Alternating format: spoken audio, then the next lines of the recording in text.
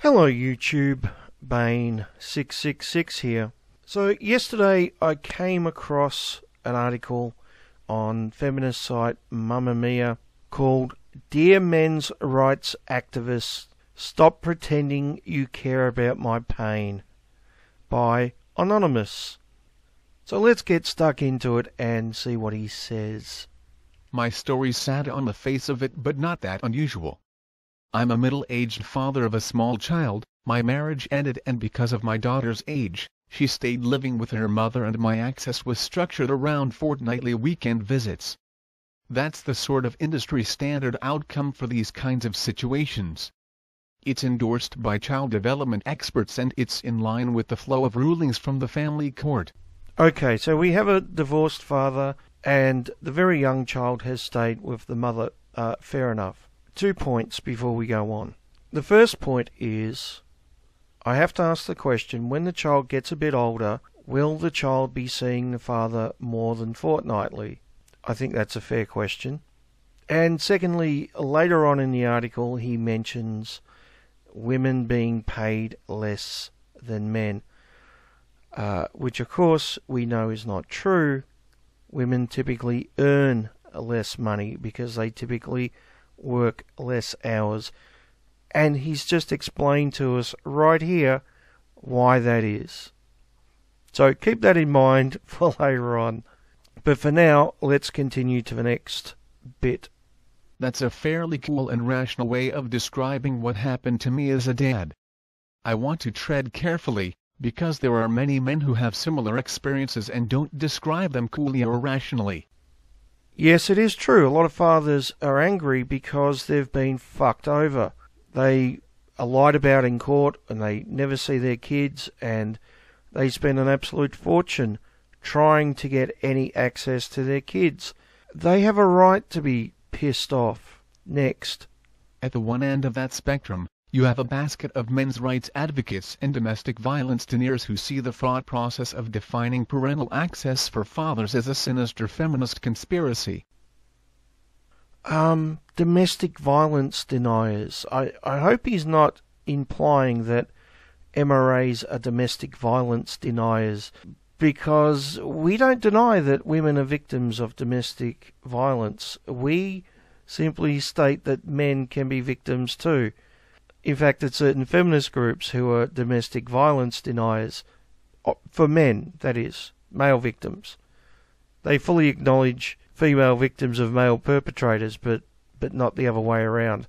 Or female victims of female perpetrators, for that matter. But it's interesting that he uses the term sinister feminist conspiracy when referring to, MRAs talking about the family court system and custody. So let's answer that question. Is it a sinister feminist conspiracy to deny fathers access to their children? Well, the answer is yes and no.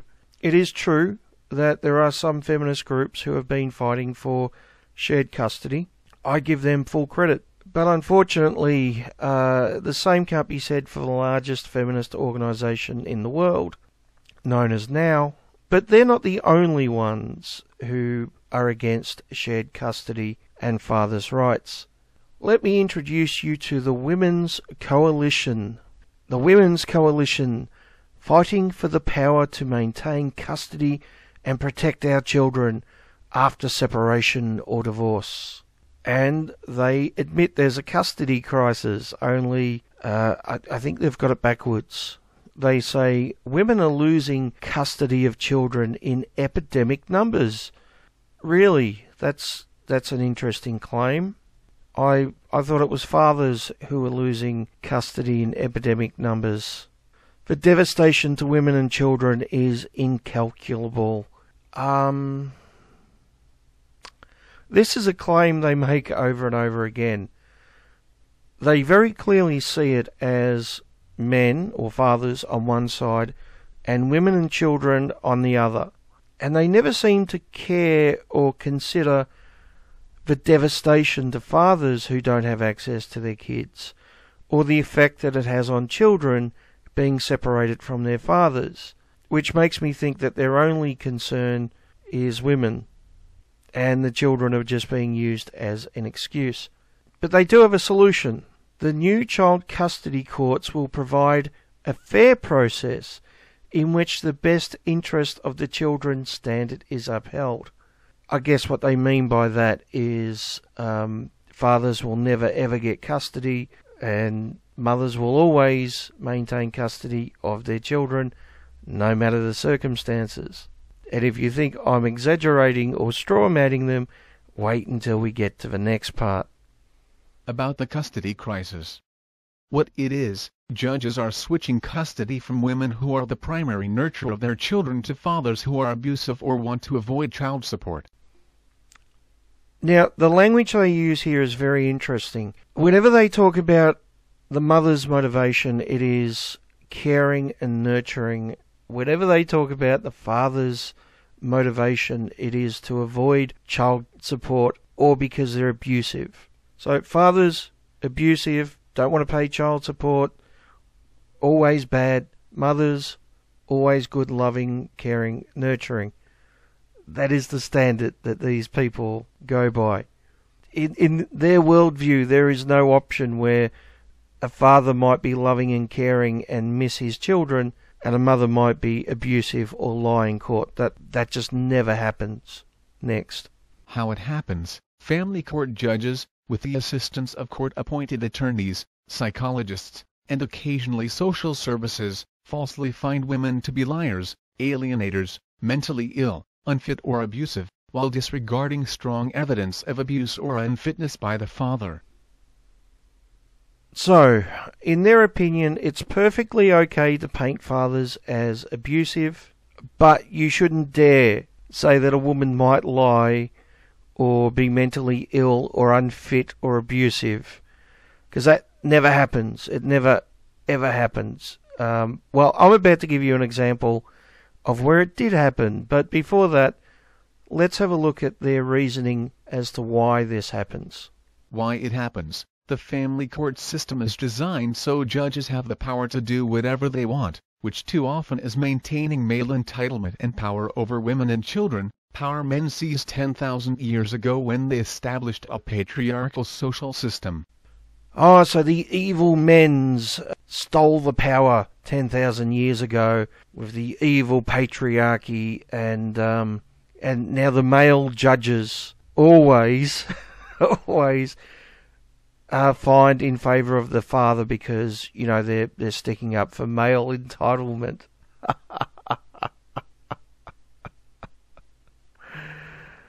How fucking delusional can you get, is the question I have to ask. So, Mamma Mia is an Aussie feminist website. I don't know about the author of the article. I'm guessing he might be from Australia. So let's have a look at an example of a recent story from Australia. Adelaide mother escapes jail sentence after bashing 8-month-old daughter with a spoon. An Adelaide father is disgusted after his former partner bashed their baby and escaped a jail sentence. An Adelaide father has hit out at his former partner, who walked away from a jail term despite pleading guilty to bashing their 8-month-old daughter, Evie, with a spoon. Lorien Norman, 26, faced a maximum sentence of 13 years behind bars for the aggravated assault, but is a free woman because the judge said the baby's injuries were likely to resolve. "I'm disgusted by the outcome," Shane McMahon told news.com.au. "I'm not being sexist, but if it was me I would be in jail. If I did this under the circumstances, I would still be incarcerated. I wouldn't have a legal leg to stand on, and I wouldn't expect it either." And I think the father makes a good point here. If he was the abusive father, as opposed to the mother being the abusive one, I'm pretty sure he'd be in jail right now. Yet the male judge has let this woman get away with it. So much for male judges sticking up for the patriarchy and male privilege. And if you're wondering about the injuries of the young child, here's a couple of pictures. But let's continue with the article. Last October, Miss Norman called police at 4 a.m., threatening to throw Evie over the balcony of her unit. When police arrived, they noticed significant bruising to Evie's face and body. Both Miss Norman and her daughter were taken to hospital. Court documents revealed Miss Norman initially lied to police, claiming Evie had taken a fall while at a play gym the day before. But a pediatrician examination concluded that Evie had actually sustained at least 8 separate blows to her face and body as a result of physical assault. It is understood the judge, Jack Costello, didn't consider Norman's offense serious enough for a jail term. Whilst any assault of a child, particularly one of such a tender age and vulnerability, by a parent stands as a gross breach of trust, your offending is nevertheless far from the most serious of offending of this type in terms of the degree of force involved and the duration of the offending, said Judge Costello told the court. Miss Norman was instead given a good behavior bond by the court and ordered to pay $500. The 26-year-old will be under the supervision of a community corrections officer, and complete any counseling, assessment or therapy programs deemed appropriate by the officer. This is a game to her, Mr. McMahon said, speaking of text messages he received in the days following Miss Norman's sentence. "I'm not in jail," the text message from Miss Norman to Mr. McMahon read. "What's your next move?" Before responding, Miss Norman sent another message saying she'd made it, and would have part custody within a year, despite having everyone on social media against her. And the sad fact is, she probably stands a good chance of actually getting custody at some point in the future. Now, remember, the Women's Coalition would probably support her getting custody because, women don't lie and they're never mentally ill or unfit or abusive. That's something men do, after all, right? Not women. Mothers never do that. I mean, why would you look at the circumstances of the case? That's crazy. You would just judge the man guilty and assume that the mother is perfectly innocent. That's the way you do it, right? Next. Judge Costello said Miss Norman had a troubled adolescence, with a history of self-mutilating behavior. He said she'd also been diagnosed with a borderline personality disorder, and had been admitted to the Adelaide clinic on 2 occasions. "You have also had a significant history of drug, particularly cannabis, and alcohol abuse," he said. "Despite your troubled and somewhat dissolute past life, there is guarded cause for optimism in that you have taken steps to turn your life around. You are clearly remorseful for your actions." Ah, yes, clearly remorseful. We can tell by the text messages that she sent her ex, right? Yeah, clearly she's really upset about it. Yeah. Anyway, back to the Women's Coalition's webpage. Why women don't know it's happening. Women don't know they still don't have the power to keep or protect their children because of a lack of media coverage, gag orders and threats, misinformation and propaganda disseminated by fathers' rights groups. Yeah, this is just delusional. If you think that fathers' rights groups are the ones promoting propaganda and misinformation and they somehow control the media, you're fucking delusional. Next. Why it's a women's and children's right issue. It is women's and children's inalienable, human right to be able to maintain their relationship with each other, as that is what has evolved in their best interest for millions of years, and that is what's best for a healthy society. And I would partly agree that having a good relationship with the mother is very good for the child, provided the mother is non-abusive, of course, not like the previous example. But under normal circumstances, yes, it's a good thing for the child to have a healthy, close relationship with the mother. And guess what? It's also good for the child to have a close, healthy relationship with the father as well. Now, I want you to keep this in mind for when we go back to the Mamma Mia article, because this feminist women's group is clearly advocating that women should be the ones to care for children and not their fathers, and to quote them, evolved in their best interest for millions of years. They're saying it is a biological thing, not a societal thing. So please, keep that in mind for a little bit later. But in the meantime, next. How women can enforce their right, women must unite to demand a new child custody court system which will provide due process, one in which a jury and other protections for vulnerable women and children are codified.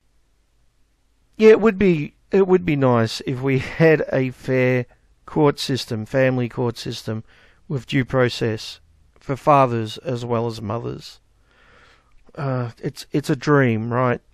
Next. Why women must unite as a class. Women will only be successful if they unite as a class, as half the population, since the status quo and well-organized men's groups will likely oppose their efforts. How women can unite? Join the Women's Coalition, where women are uniting to demand a new system in which they will be able to keep and protect their children after separation or divorce. Okay, so instead of advocating for a case-by-case basis where we judge the situation based on what is happening in the family and those individual circumstances, instead they're advocating for a class-based system where women support women no matter what, I guess, even if they're, abusive, and women should get special treatment because apparently it is what has evolved in their best interest for millions of years. The child's best interest, that is. So they're saying it's a biological factor. Once again, this is important for later on.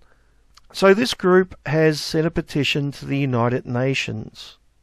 The Women's Coalition submitted petitions to the UN Commission on the Status of Women in 2015 and 2016 asking for recognition of the discrimination in the pattern of human rights violations causing women to have their children taken from them and given to the fathers.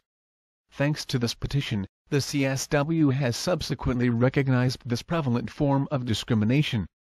This year we requested they get one of the 6 main organs of the UN Economic and Social Council, to make this issue a priority. The Women's Coalition has submitted a new petition complaint to a working group under another main organ of the UN Human Rights Council. We are asking the Working Group on Discrimination Against Women in Law and Practice to get the UNHRC to make this issue a thematic priority and encourage nations to implement a new system that will provide due process and equal protection.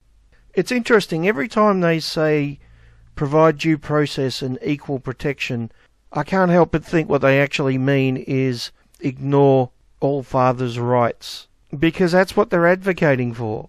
They're so delusional that they can only see women as victims of the patriarchy after 10,000 years of male oppression. So even in an area where women are advantaged, they still see them as the disadvantaged, oppressed minority that needs special treatment.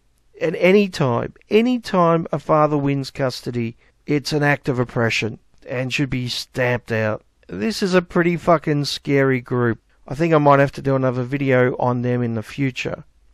But in the meantime, let's go back to Mamma Mia. They're hostile and bitter, and because they tend to be aggressively vocal, they dominate the dad side of the public conversation.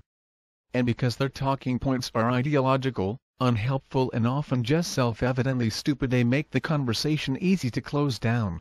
And the ironic thing about this is a perfect description of the feminist group which I just went through. If you want to talk about hostile and bitter, if you want to talk about aggressively vocal, if you want to talk about ideological, unhelpful, and often self-evidently stupid, yeah, that group I just went through is the perfect example. I'm guessing he's not going to criticize them though, right? No, it's the MRAs who are self-evidently stupid. Next. Which is a problem. Because there are still important conversations to be had about dads and the relationships that they have with their kids after divorce, and about the emotional impact of divorce on men. Before I go broad, let me personalize. When my ex-wife and I separated, I was still in love with her. She'd fallen out of love with me. That happens. My daughter was 2.5, so not old enough for shared care.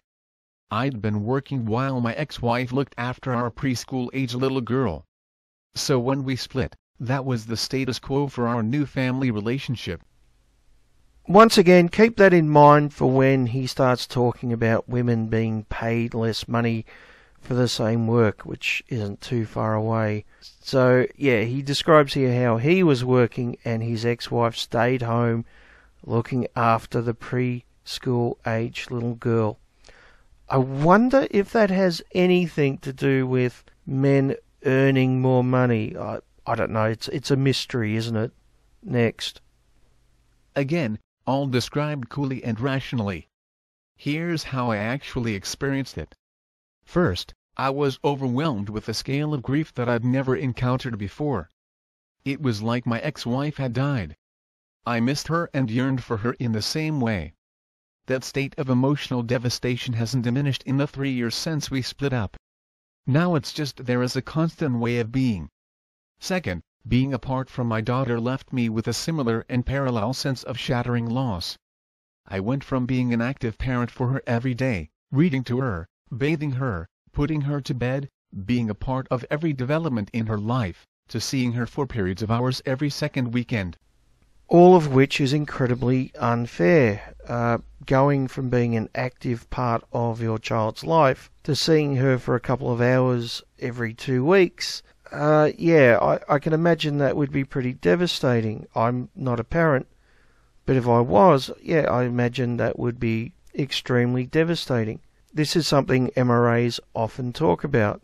Another thing we often talk about is the high male suicide rate, particularly after a divorce. I've said it numerous times before. When a woman gets divorced, she loses a husband. When a man gets divorced, he loses his entire family. Now, any normal, compassionate human being should be able to understand this, unlike the lunatics in the Women's Coalition, who seem to see every male as a bad abuser, determined to get revenge on his ex-wife, and only interested in getting custody of his child so he doesn't have to pay child support, and every mother as an innocent victim who just wants to love her children. The reality is a lot more fucking complex than this. The reality is a lot of men are suffering. Some even take their own lives. Next. In the wake of all of this, I've experienced significant depression and anxiety. I've lost 3 jobs and, finally, my career. I'm broke and I've had what the professionals call suicidal ideation. Now, the ironic thing about this is this article is attacking MRAs. Yet we are the very people who would give this guy sympathy and understanding and would support his rights to be heard and to be a parent. Yet apparently we're the bad guys. We're the bad guys because we don't like groups like the Women's Coalition, who just see this guy as an oppressor, as an evil asshole, who have no sympathy for his emotional pain, who don't give 2 shits about him. Now, once again, I'm not suggesting all feminist groups are like the Women's Coalition. I know they're not. I know there are some who actually fight for shared custody. But fucking hell, I mean, can't we talk about the bad ones without being labelled as hating women or some such fucking bullshit, some fucking derailing tactic that we always hear? The bad ones need to be called out and criticised. They're not on your fucking side. Next. Now, of course, not all relationship breakdowns with kids involved are this emotionally charged, and not all men experience them in the same way as me, even when they are. But here's the thing, many men do. It is evident in increasing incidences of depression, homelessness and suicide. Yes, and all those things are men's rights issues which we talk about routinely, trying to get societal recognition for them, trying to get help and support for the men that are affected by these things. Of course, articles like this one don't help us to do that, do they? Next. The MRAs are fundamentally wrong. This is not women's fault or feminism's fault. Okay, it's a common trope that MRAs are angry and just blame women for all their issues. Fucking bullshit, okay? We blame society. We talk about men being one of the main problems, standing in the way of men's issues getting fixed all the fucking time. That's what gynocentrism is. Men putting women before men and their own needs. which is the exact opposite of the feminist view of the world, as we saw with the example of the Women's Coalition. They believe all male judges are only looking out for fathers in the court system and are dead against mothers, which is really contradictory to reality. Now, do we say that this is the fault of feminism? Well, yes and no. The main issue isn't caused by feminists or feminism, but often they make these things worse. They try to stop discussion of male issues. They propagate false and misleading information. And they have a worldview where men are the perpetrators and women are their victims. And anything that doesn't fit in that worldview is dismissed or seen as misogynistic, etc., etc.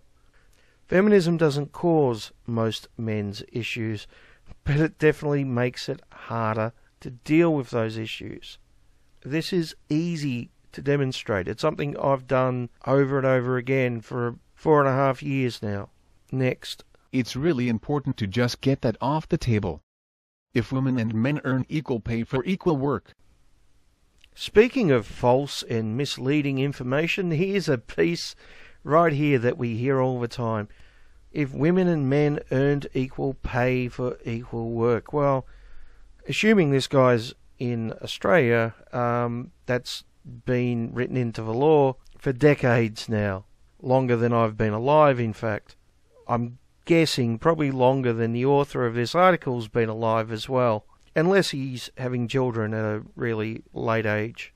Possible, but not likely. And as I pointed out earlier in the video, he actually explains why the pay gap is the pay gap.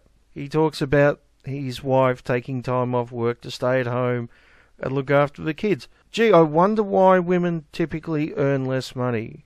And because more women are graduating university now than men, before the age of 30, women are out earning men, which is something we never really hear that often, do we? But 30 onwards, they tend to take time off work and have kids, which means they're not working and not earning money.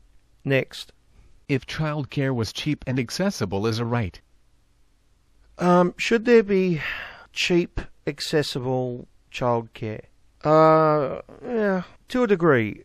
The only way to get cheap and accessible childcare is for the government to pay part of it. Now, I don't have kids, so that means my tax money is going to pay for other people's kids, right?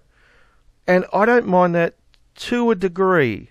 If people are earning a double income and they're having kids, they should be paying part of it as well, though. It shouldn't just be up to the taxpayer. And I have to say, I'm more happy for my taxes going towards childcare for low-income families than those with high incomes. But, you know, this is a very, very complex issue, which I'm not going to go into in great detail right now. Next. And if we still weren't all buying into the patriarchal cultural delusion that women are intuitively better carers than men, most divorced dads would get more time with their kids.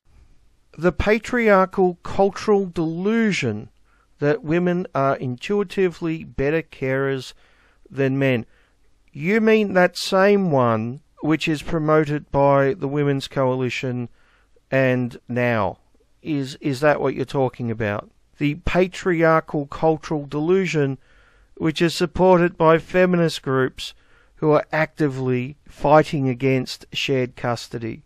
And this is the irony that I hate about this particular discussion. Feminists always try to have their cake and to eat it too.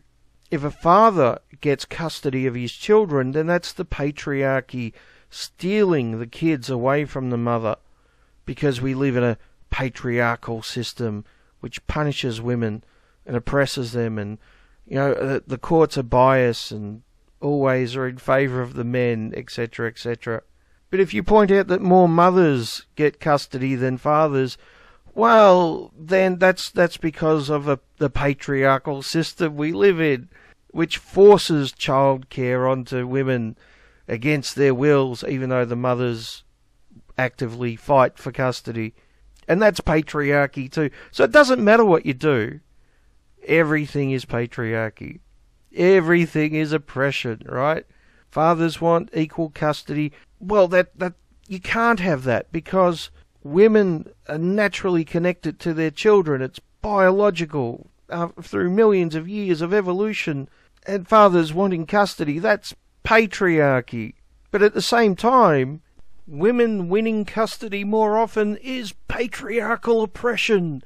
It's a patriarchal system designed to keep women out of the workforce and to keep them in their place. Slaves trapped at home looking after their children against their will, even though it's exactly what they wanted. So it seems they always want their cake and to eat it too, which makes it incredibly frustrating to talk to them about this particular topic. Women are natural caregivers when it suits the feminists making the argument. But women being natural caregivers is a patriarchal cultural delusion forced on women when it suits that particular feminist argument. Now, look, in reality, the truth lays somewhere in the middle. There is most definitely a biological aspect to this. A woman carrying a child within her for 9 months is obviously going to form a bond with that child, have a strong emotional connection, more so than the father. Now, that's not saying that the father doesn't have a strong bond, but it can't be exactly the same thing. So I can understand women wanting to take time off work and spend time with their newborn child and care for it. There is most definitely a biological aspect to that, and it makes sense from an evolutionary point of view. And our society most definitely has been built around that, where we have, to a certain degree at least, expectations for women to be more the caregivers than men, and men more of the financial providers.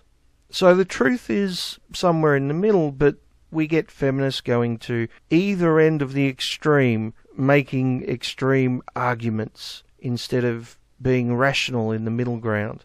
Now, what we need to do is be open-minded. We need to acknowledge that, yes, mothers are more likely to want to stay home and care for their newborn child than fathers. But we should be open to other possibilities. We should be open and accepting to fathers who want to stay at home and mothers who want to go off and work. Even though they'll probably be in the minority, it's something we should be open to and support. That shouldn't be a big deal. And when there is a divorce, fathers still should have access to their children. Obviously more than once a fortnight for a couple of hours.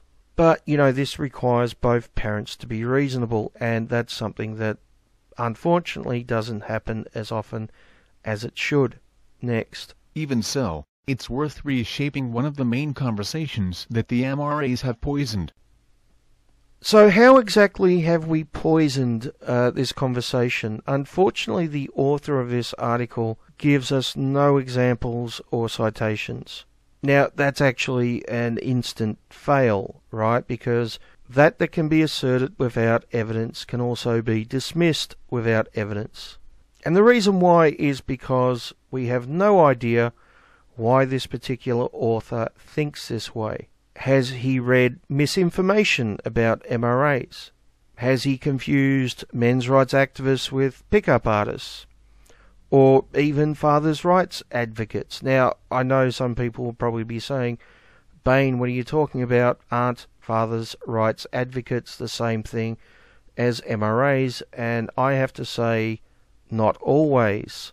Now, it is true that all MRAs should be fathers' rights advocates as well, as child custody is one of our main talking points. But that doesn't mean that everyone who's interested in fathers' rights is going to agree with every other MRA talking point. I'm guessing a large percentage of them have probably never even heard of us or a lot of our main talking points. So MRAs should all be FRAs as well, but not all FRAs are going to be MRAs.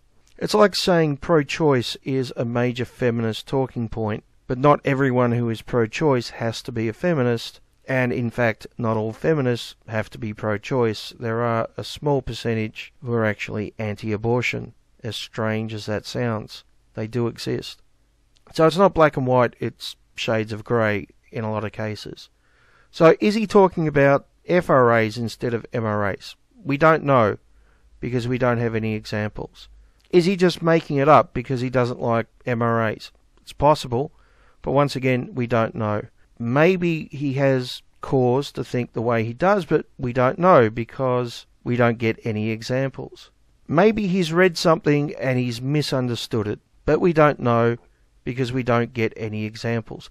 We just get allegations of MRAs poisoning the conversation and making stupid arguments, none of which he points out or tells us. It's all allegations and no evidence. Next. The pain that men experience from being apart from their kids is real, legitimate and often devastating. It is not whining or weakness. Yes, obviously. And that's exactly what MRAs point out all the time. Is this the poisoning the conversation that you're talking about? Are you accusing us of accusing fathers of being whiny and weak if they miss their kids? Because if you are, you're right off the fucking mark with that one, aren't you? Once again, this is why it's important for people to back up their arguments with examples. Maybe he's seen someone who's an MRA accusing someone of being whiny and weak because they miss their kids, although I imagine that is extremely unlikely. Or maybe he's just going off stereotypes, which are false. Or maybe this whole article is just a piece of propaganda. We have no way of knowing because we don't have any examples. Next. Nor is it some kind of inevitable gateway to violence or abuse that we should be frightened or wary of. It is a reasonable, predictable response to wrenching change and grief. Yeah, once again, this is something MRAs would agree with. I don't know why he's putting it up as, I don't know, an example of something we wouldn't. It's weird. Next. We need to be able to talk about in that way. We as individual men need to be able to talk about it as part of our healing and recovery. But culturally and socially we need to talk about it too. Fathers will hurt coming out of divorce. Many of them won't just adjust to a new arrangement that diminishes their time with their children. Many of them will experience real harm because of that. Yeah, once again, something MRAs agree with. This is not something I don't know, it's like he's trying to tell us that this is the way we should be, but it's the way we actually are. We know about these things. We talk about these things. Once again, this makes me think he's going off false stereotypes, or this is written as an anti-MRA hit piece, but to be fair, I think if it was, he would be more hateful towards us. You can usually tell the false hit pieces or propaganda pieces because they tend to be a bit over the top and make exaggerated claims. So this strikes me more as someone who's just misinformed. Once again, we can't really know because we don't have any examples or citations. So it makes it hard to understand exactly why he's thinking the way he does. But let this MRA here give him a bit of advice. I mean, he accused us of being poisonous. Let me give him some advice which is the opposite of that. So he told us earlier in the article that he misses reading to her, bathing her, putting her to bed, and that being part of her life, right? And now he only gets to see her a couple of hours every 2 weeks. Here's some advice. Why doesn't he make an arrangement with his ex-wife that once or twice a week he comes over, he bathes their daughter, reads her a story, and puts her to bed? Now this benefits everyone in the family, right? The daughter gets to see her dad, which is important at her young age. The dad gets to spend time with his daughter, which is important for him, right? This guy's suicidal and lost jobs and he's a wreck. And missing his daughter is tearing him apart, so that would be good for him. That would be a positive in his life. And his ex-wife gets a couple of hours once or twice a week to herself to do whatever she wants. She can read a book or watch Game of Thrones or, watch Bane's videos on YouTube. I don't know how she relaxes, but whatever she wants to do, she can do it. She doesn't have to worry about bathing her daughter or putting her to bed. Everyone benefits. Now, there are a couple of reasons why this might not work. He seems to really miss his ex-wife, so who knows? Maybe he's a little bit obsessed with her. Maybe every time he sees her, he breaks down and cries and begs for her to come back. I don't know. Maybe she's an absolute bitch and doesn't give a shit about him spending time with his daughter and is only willing to spare a couple of hours every 2 weeks. I don't know. Maybe he gave her a reason to hate him if she does hate him. I don't know. There could be reasons that stand in the way of my suggestion. Maybe the hours he works doesn't allow for that, but then again he said he's lost 3 jobs, so it's quite possible he's out of work. But assuming that they can work out whatever differences they have, that would be a perfect suggestion for everyone. Once or twice a week, at a pre-arranged time, he comes over, bathes his daughter, puts her to bed, reads her a story. That's that. Everyone benefits from it. And that's the type of thing that exes should be doing more often for the benefit of their kids, but often I guess it's not possible because the adults can't put aside their differences. And in some circumstances, I guess that's understandable, but not all circumstances. Anyway, next. The way we think about families is changing. We'll never go back to the old normal, and kids can be happy and thrive in new and different kinds of co-parenting structures. Men aren't the victims of those changes. But they're not the villains either. That's a strange way to end it. Men aren't the victims of those changes, but they're not the villains either. Well, yeah, many men are the victims of those changes. You give examples in this very article how you've suffered. You've lost 3 jobs. You're suicidal. You miss seeing your daughter, who you only see for a couple of hours every fortnight. I've got to say, that sounds like a victim to me. You've definitely lost in the situation. As for men being the villains, well, I guess we could ask the Women's Coalition about that, couldn't we? Because that's the only way they see men as being villains. And I guess fair enough, after 10,000 years of patriarchal oppression.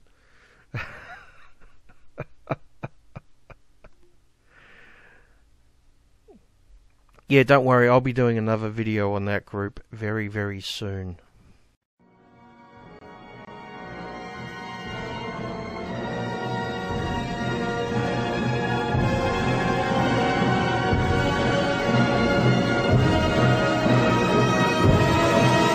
But every time men's rights groups try to pass joint custody legislation, feminist groups fight them.